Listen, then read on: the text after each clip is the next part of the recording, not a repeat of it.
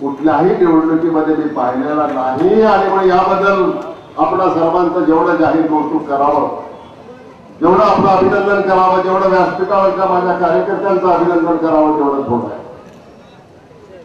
माधवराव शिंदे साहेबांनी खूप चांगलं, ज्योतिरादित्य शिंदे साहेबांनी खूप चांगले विचार आपल्या समोर मांडले.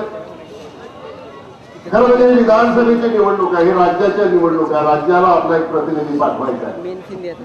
पण आपल्या देशाची एक गंमत आहे, नगरपालिकेच्या निवडणुकीमध्ये सुद्धा रस्ता, पाणी, लाईट याबद्दल चर्चा होते. लोकसभेची निवडणूक लागली तरी रस्ता, पाणी, रस्ते याची चर्चा होते. विधानसभेची निवडणूक लागली तरी रस्ता, पाणी आणि याची चर्चा होते.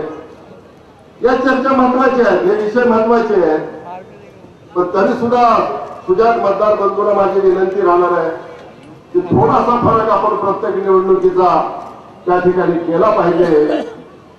आज या ठिकाणी अमित भैयाला किती लाखांनी निवडून देत आहोत याच्यापेक्षा सुद्धा एक भविष्यातलं नेतृत्व आपल्याला घडवायचं आहे, याच्यासाठी हे मतदान आहे. आणि हे नेतृत्व घडवत असताना केवळ अमित भैया हे नव्हे, एखादी मूर्ती घडवते आणि मूर्ती घडल्यानंतर आपण त्याच्या समोर नतमस्तक होतो. पण ती मूर्ती घडत असताना तिला जे टाकीचे घाव सोसावे लागतात, स्वतःचं शरीर फोडून घेऊन त्याला आकार द्यावा लागतो, ते घडवण्याचं काम तुम्ही करतात. आणि ते घडत असतानाचा जो त्रास होतोय तो त्रास मला अमित भैयाच्या बोलण्यात दिसतोय, पण तो प्रेमाचा त्रास आहे. मोठं होण्यासाठी, देव पण येण्याच्यासाठी, नेतृत्व घडण्यासाठी टाकीचे